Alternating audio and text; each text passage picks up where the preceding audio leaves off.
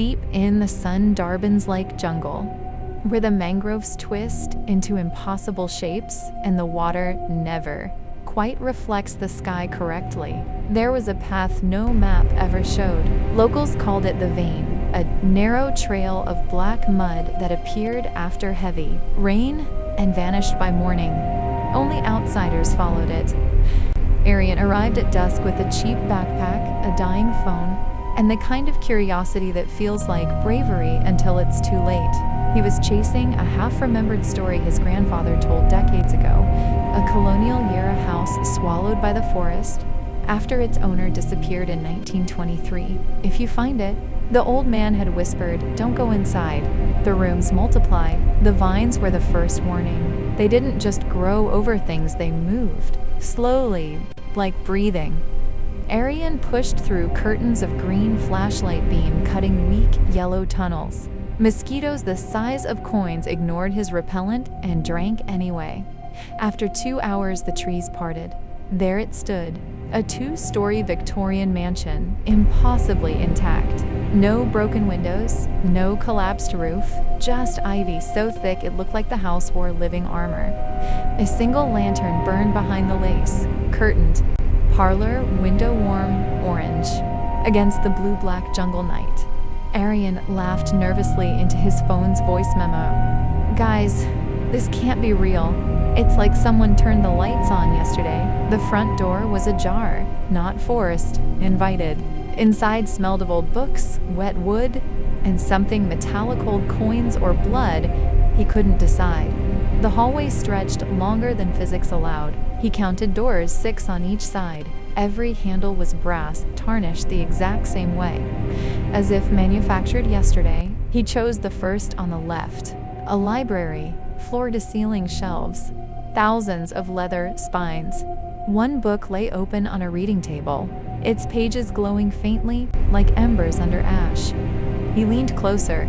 The text was handwritten, Bengali mixed with English, sentences forming and dissolving as he watched. Arian came looking for a story. He didn't understand. He was already inside one. His name, written in fresh ink. He stepped back. The page turned itself. The house knows your footsteps before you take them. Every room you enter writes the next. Heart hammering, he ran back to the hallway. It was longer now. More doors. 8 on each side. He tried another kitchen.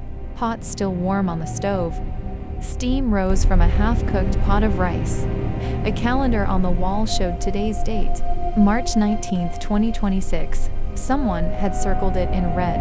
Next room, bedroom. A 4-poster bed, sheets turned down. On the nightstand, his own phone charge, exact model. Exact scuff marks on the cable. He whispered, "This isn't possible." The house answered, not with sound, with silence that pressed against his eardrums like water. He sprinted toward where the front door should be.